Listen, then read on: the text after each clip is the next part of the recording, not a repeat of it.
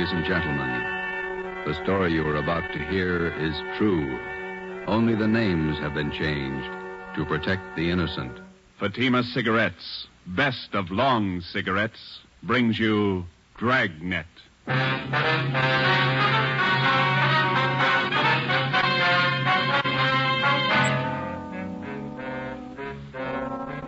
You're a detective sergeant. You're assigned to homicide detail. A vicious killer has taken the life of a 62-year-old woman. Suspicion points in only one direction. The murderer was heartless, cold-blooded. Your job, get him. If you want a long cigarette, smoke the best of long cigarettes. Smoke Fatima. It's the long cigarette that contains an essential ingredient of all the very popular cigarettes, Turkish tobacco. That's why you see the Turkish symbols on the attractive golden yellow Fatima package. That's why Fatima has a much different, much better flavor and aroma than any other long cigarette. That's why Fatima doubles and redoubles its smokers.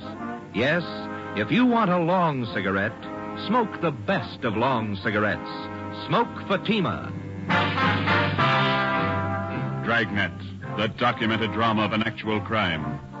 For the next 30 minutes, in cooperation with the Los Angeles Police Department, you will travel step by step on the side of the law through an actual case from official police files. From beginning to end, from crime to punishment, Dragnet is the story of your police force in action. It was Saturday, November 5th. It was foggy in Los Angeles. We were working the day watch out of homicide. My partner's Ben Romero. The boss is Ed Backstrand, chief of detectives. My name's Friday. It was 3:35 p.m. when I got to room 42. Homicide.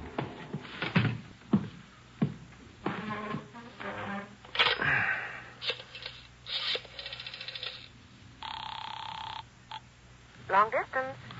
This is Friday in homicide. I'd like to place a call to Mr. Frank Renard in Murphy, Idaho. The number is 761. Frank Renard, Murphy, Idaho, 761. Yeah, that's right. The call's been cleared with the business office. All right. Do you want me to call you back, Sergeant? No, I'll hang on. Okay, I'll place it for you.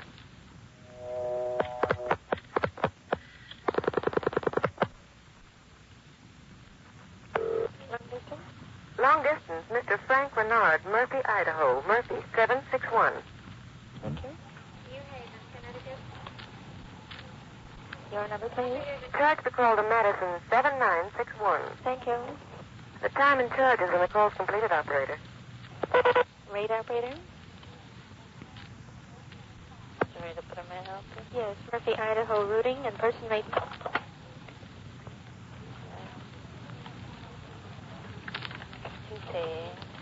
N-A-M-P-A, Napa. Hi. Operator, the number is 4C. Hi. 160, thank you. Welcome. Through Boise.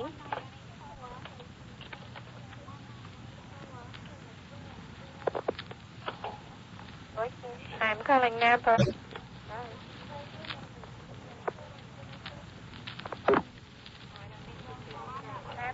Murphy, 761. Thank you.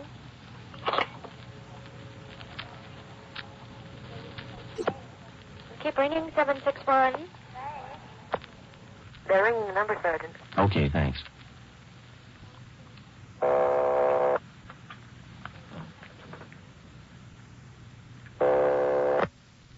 Hello?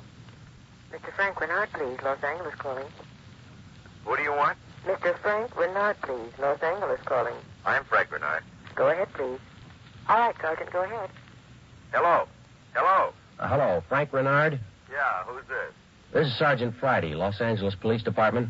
I've got an urgent message for you. For me? Well, what's the matter? Your wife, Dolores, asked me to call you. Something's happened to your mother. What do you mean? What's happened? I better let your wife tell you. She wants you back in Los Angeles right away. Look, what's this all about? I can't leave my job now. You better come. Your mother's been murdered.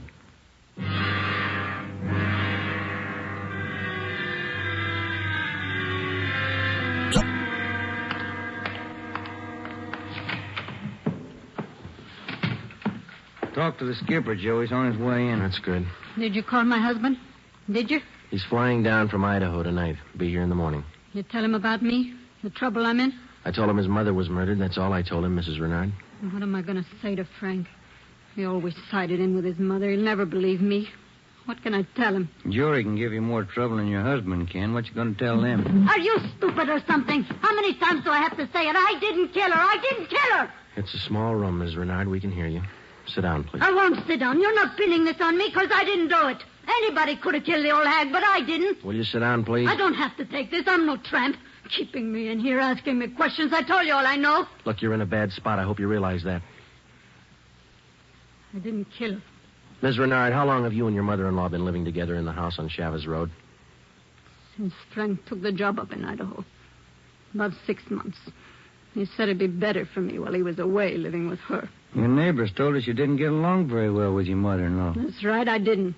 She hated me, I hated her. You used to fight with her, is that right? You hit her. Only a couple of times. She called me dirty names. I hit her. She pulled me by the hair. And I hated her like everything. And I didn't kill her. Once more, Ms. Renard, would you mind telling us how you spent your time since early this morning, where you went, what you did, everything? I told you already everything. Will you tell us again, please?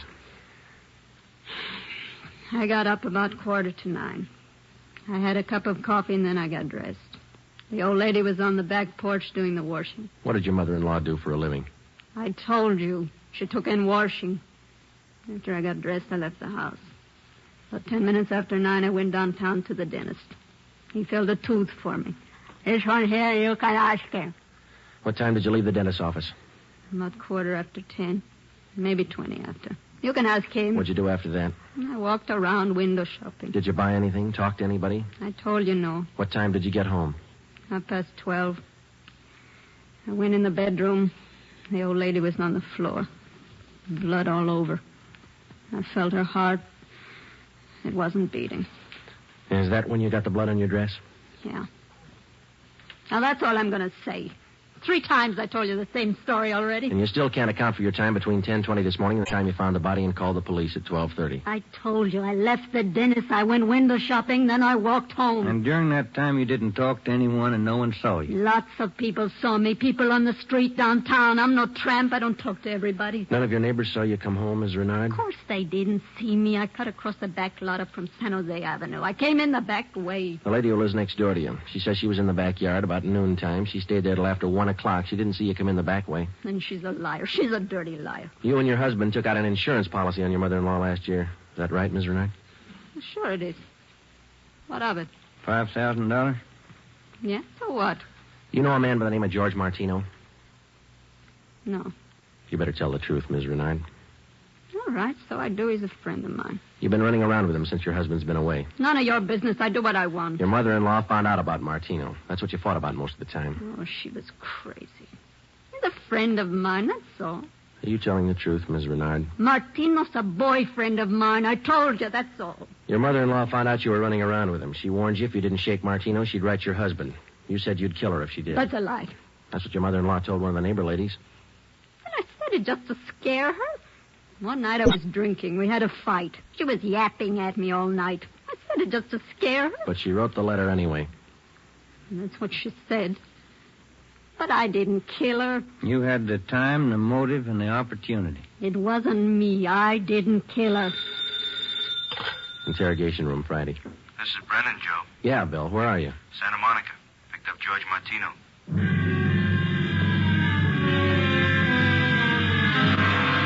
Ben and I drove Mrs. Renard to Lincoln Heights Jail, 5th floor, and had her booked on suspicion of 187 PC. When we checked back in at the office, Brennan and Wiseman, the other 2 men on the case with Ben and I, were questioning George Martino in the interrogation room. Ben and I stood by. Martino admitted only 2 things. He had been running around with Mrs. Renard since her husband left town, and he had heard Mrs. Renard express a desire to do away with her mother-in-law. After the questioning of Martino, Sergeant Brennan, Ben and I met with Chief Ed Backstrand. It was 5:15 p.m. You got everything but the murder weapon, huh? That and Mrs. Renard's confession. She ought to come through, huh, Joe? I don't know. She's scared, but she's still got a smart mouth. What about Martino, Brennan? You think he had a hand in it? I don't think so. We spent most of the afternoon talking to him. He hasn't got the guts. We took a statement. And does he have an alibi? Solid. What was the cause of death? Strangulation, multiple fractures of the skull. All motives are with Mrs. Renard, Chief. Pretty clear-cut job. No evidence of robbery or burglary, I guess. A couple of dresser drawers in the bedroom were emptied on the floor and clothes tossed all around. Pretty obvious plan to make it look like burglary. Maybe. We found 3 $1 bills in plain sight. They were on the floor near the body. If a burglar went through the stuff, he wouldn't have missed that money. And it shouldn't be too much trouble tying it up. Shouldn't be, Skipper. Friday and Romero, you follow the case through. Just a minute. Hello, Backstrand. Yeah? What? All right, I'll send him over. Lee Jones. Just finished checking the evidence at the crime lab. Yeah? He thinks Mrs. Renard's innocent.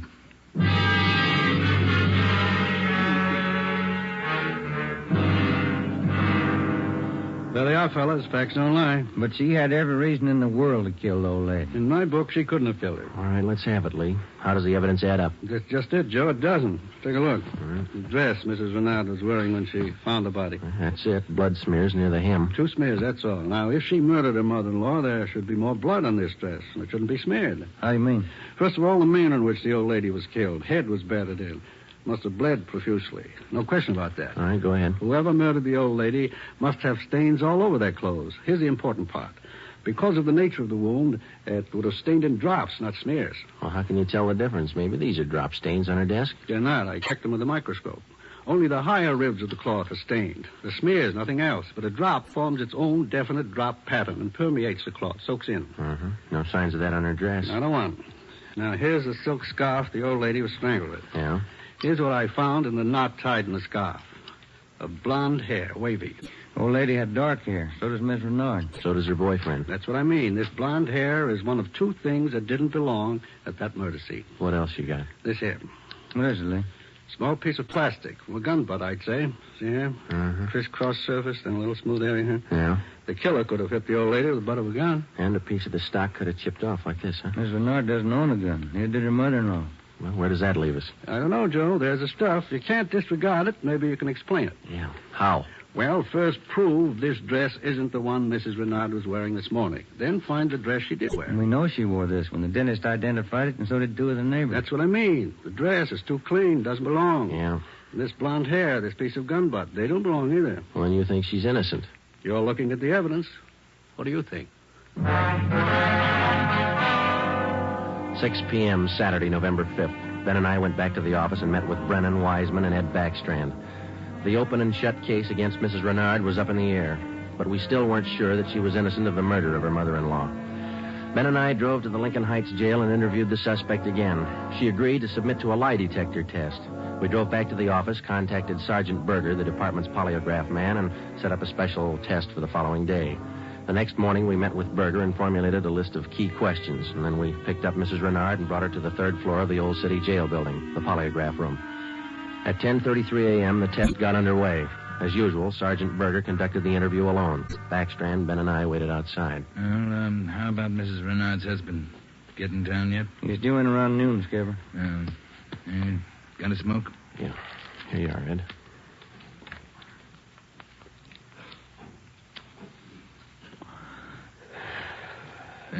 Thanks. What time is it now? 11:25. Here's Berger now. That's it, Ed. What'd you get? I can study the chart a little more. The results are pretty well defined, though. How's it look? No reaction to the key questions. What's your opinion? I don't think she did it.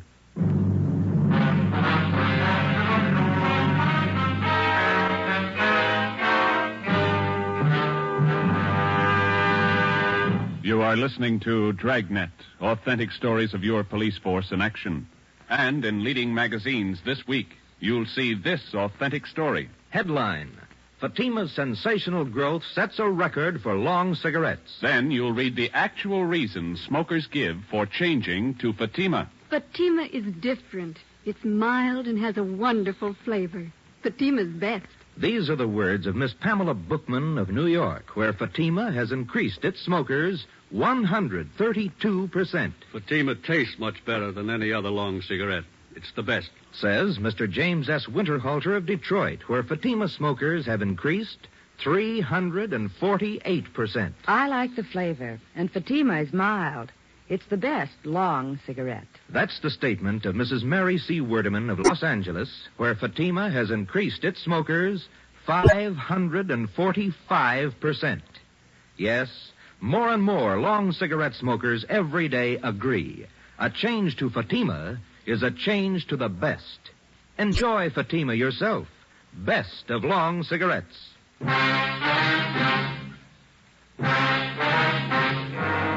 a.m., Monday, November 7th. Mrs. Renard was released from custody. We questioned her husband, Frank Renard, briefly.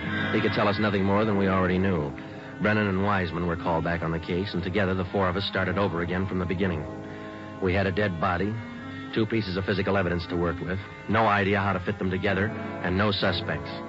We went back to the Chavez Road neighborhood where the murdered woman lived and started pushing doorbells. We canvassed the neighborhood for 3 days, and we uncovered one slim lead. He was selling magazines, officer. Went door to door, right up the street here. Young fellow. Could you describe the man for us, please? Nothing to talk about.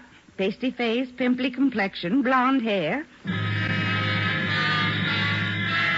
5:30 p.m. Wednesday, November the 9th. Ben and I met with Brennan and Wiseman in Ed Backstrand's office to compare notes. Together, we had more than a dozen reports of the magazine salesman's presence in the neighborhood just prior to the murder of Mrs. Renard's mother-in-law. The various descriptions of the man which we obtained from the people in the neighborhood tallied closely. About 6 feet, 170 pounds, pimply complexion, blonde hair, fast talker. About 25 years old. As far as we know, Skipper, he was the only stranger in the neighborhood last Saturday morning. Only one that people remember, anyway. How close did you trace him to the Renard house? You got your list there, Brennan? Yeah.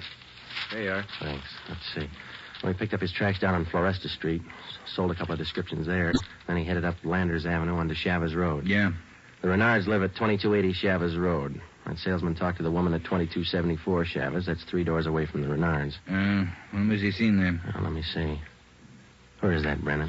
Oh, on the 15-7 sheet, Joe. Didn't have enough room on the report. Oh, yeah. Here it is. Mrs. John Rico, 2274 Chavez. The guy was there about 11:45 Saturday morning. Well, that puts him in the running. First time he ever showed in that neighborhood? First time, Skipper. Fresh kid, not a very good salesman. Here's the name of the company he's working for, the Harrison News Distributors. You check with them? No, they're closed for the night. We'll call them the first thing tomorrow. Good. Here's something else for you. I had a call from Frank Renard this afternoon. What'd he have to say? Seems in the excitement just after the murder, Mrs. Renard overlooked a couple of things. What's that? Well, they're missing a yellow table model radio. It was in the bedroom where the old lady was killed. Well, that ties in with a robbery motive, huh? Yeah, they're missing a ring, too. Belonged to Mrs. Renard. Topaz ring. Supposed to be worth a little money. But she didn't notice it was gone until today. That's right. You got the serial number on the radio? Yeah, right here. Yeah, let's see. Yeah, Brennan, here we are. It's an Emerson model 511, 180,000, 277609. A lot of small radios in town. There's only one with that serial number on it. Track it down. A complete description of the Topaz ring and the serial numbers and description of the yellow table model radio were sent to the pawn shop detail. The information was then placed on the stolen property list and relayed to every pawn shop operator in the city. The next morning, Ben and I interviewed the manager of the Harrison News Distributing Company. There, the suspect had given his name as Sam Bricker. We checked out his home address. Turned out to be a gas station in North Hollywood. We took the suspect's job application blank with a specimen of his handwriting, and then we drove back to the office. Sam Bricker. We were unable to get a make on the name from the Record Bureau. We checked the cards on every known criminal who was cataloged in the oddity file as having a pimply complexion. None of them matched. That night, we got out an APB and a radiogram. The suspect's trail led from one salesman's job to the next. On his last job, he gave his name as Albert Berry. His address is 1430 Palo Alto Drive. That was in the Echo Lake District. Ben and I drove out to check it. 1428, 1430. There it is, Joe. Yeah. At least it's not a gas station, huh? Come on.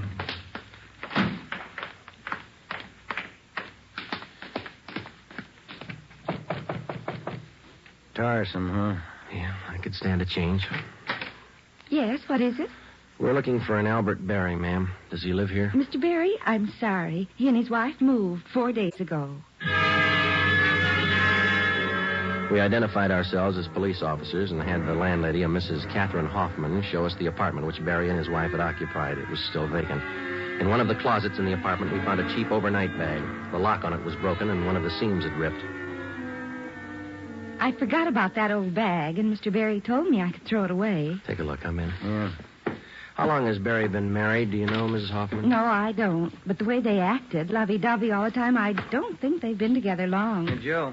Look, some kind of an identification tag. Yeah, let me see. Get it up here. It's a tool disc, it looks like, doesn't it? Jameson Larrabee. Pittsburgh, Pennsylvania. You're not after Mr. Barry, are you, officer? Yes, ma'am, we are. Did he leave a forwarding address? I wish he did. I'm holding 3 letters for Mrs. Barry in my apartment right now. May we see them, please? Certainly. Would you step this way, please? My apartment's just across the hall. Yes, ma'am. Would you like a bottle of beer or something? No, ma'am, thanks. Let's see. I thought I... Yes, here they are. 3 of them, Sergeant. From her folks, I think. Mrs. Barry's from Fresno. Oh, that's good. You want to copy down this return address, ma'am? Yeah, go ahead. Okay. That's C.K. Ulrich, U-L-R-I-C-K. 525 North Lamona, Fresno. Yeah, got it. There you are, Miss Hoffman. By the way, did the Barrys say they'd call for their mail? Mrs. Barry did. That's why I'm holding on to it. All right. Just one more question. Do you remember if Mr. and Mrs. Barry had a radio? Yes, they did. A small one. Do you remember what brand it was? No, I don't. It had a yellow case. That's all I remember. Before we left, we called Ed Backstrand, and he had an immediate stakeout placed at the apartment house in case the Barrys returned to pick up their mail. Ben and I went back to the office and placed a call to the Pittsburgh Police Department. We gave them the description and the number of the tool disc which we'd found in Barry's old suitcase. They said they'd check with the Jameson Larrabee Company in the morning, and then they'd call us back. That night, Ben and I drove to Fresno and checked in at the police station up there. 2 officers were assigned to stake out the Ulrich home. We interviewed Mr. Ulrich, who identified himself as Albert Barry's father-in-law. He told us his daughter had married the murder suspect 8 months before, and he gave us pictures of Barry taken at the wedding. Ulrich told us that he'd catch a Santa Fe train out of Fresno the next morning. He wanted to be in Los Angeles to take his daughter home when Barry was apprehended. It was almost 2 a.m. when Ben and I left Fresno and started back for Los Angeles. We checked in at the office at 10 minutes past 8 the next morning. At 8:35, the call came through from the Pittsburgh Police Department. What did they say, Joe? It was a tool disc, all right. Jameson Larrabee Company, issued 18 months ago to one of their workers. They give a name? Albert Barry. 11 a.m. Monday, December the 5th. 1 month to the day since the 62-year-old woman had been beaten to death. The pictures of Barry and his wife, which had been taken at their wedding, were printed up in wholesale lots and distributed to all points. Mr. Ulrich, Barry's father-in-law, arrived in town and got himself a hotel room. We waited. There was no report from the stakeout at the apartment house. We checked back in at the office at 5 minutes to 1. I'll get it. Homicide, Friday. This is Mr. Ulrich, Sergeant. I just got a call from my wife in Fresno. I thought you'd want to know. What's that? The wife got a letter from Norma. They're living in South Pasadena, an apartment. You got the address there? Yes, sir. That's what the wife called about. It's 134 Norway Terrace. When was the letter mailed, do you know? Wife said it was postmarked December 3rd, day before yesterday. Get your coat on, Ulrich. We'll be right over. Ben and I picked up Mr. Ulrich at his hotel and drove to the South Pasadena address. Barry and his wife had the apartment on the top floor. Neither of them were at home. The landlord let us in with a pass key. In the bedroom, we found a small yellow radio. We checked the serial numbers. They matched. It was the same radio stolen from the Renard house. In the bedroom closet, we found 2 suitcases. We checked through them. Nothing in this one, Joe. Here we are. Look at these. What are they, Sergeant? A pair of plastic gun butts. Let's see, Joe. One of them's been chipped, see? Sergeant, somebody coming up the stairs. All right, let's get in the living room. Be quiet.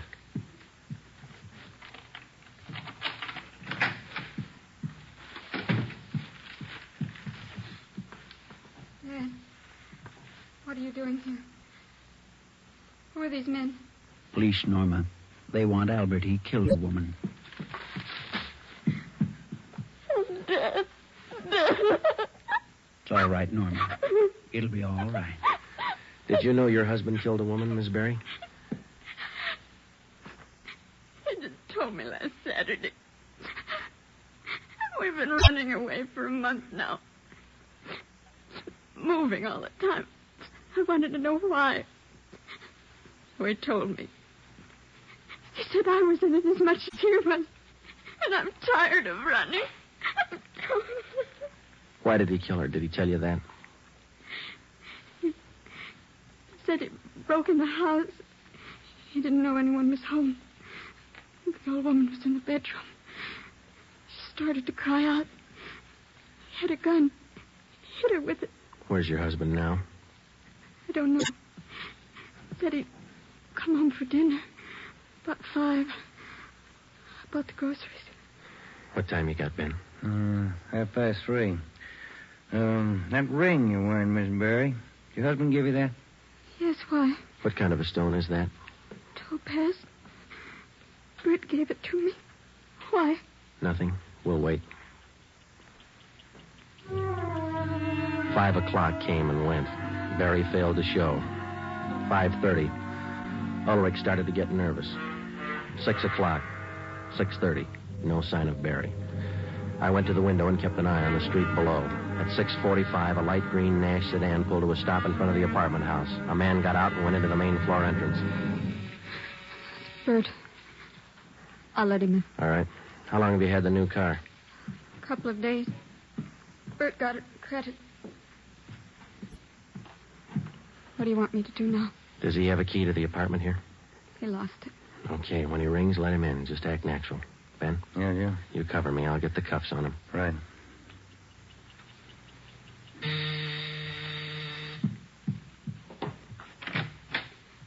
Hi, Bert.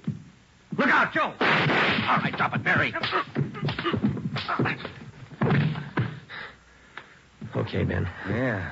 He's fast with a gun. Nice looking, isn't he, Sergeant? You'd never think he'd kill anybody. Come on, let's take him in. I love him. I still love him.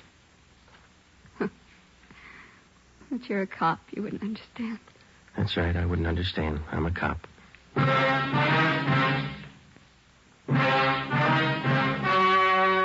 The story you have just heard was true. Only the names were changed to protect the innocent. On February 16th, 1947, trial was held in Superior Court, Department 82, City and County of Los Angeles, State of California. In a moment, the results of that trial. Earlier tonight, you heard the reports of amazing increases in Fatima smokers from New York to Los Angeles. Yes, all over the country, Fatima is doubling and redoubling its sales. And here's reason one. Fatima is the long cigarette that contains an essential ingredient of all the very popular cigarettes, Turkish tobacco. Reason two. Fatima has a much different, much better flavor and aroma than any other long cigarette. Reason three. To millions of smokers, the name Fatima has always stood for the best in cigarette quality. Smoke Fatima, the best of all long cigarettes.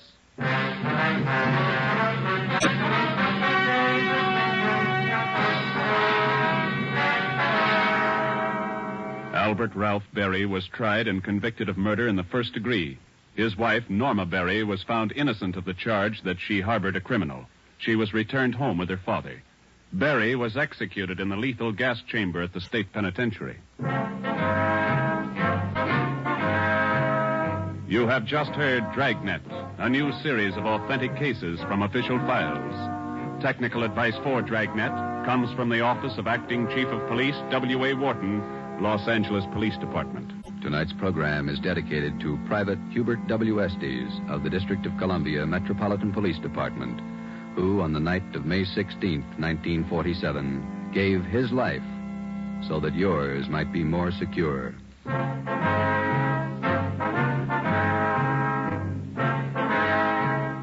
Fatima Cigarettes, best of long cigarettes, has brought you Dragnet, portion transcribed from Los Angeles. Be sure to hear songs by Morton Downey tonight on NBC.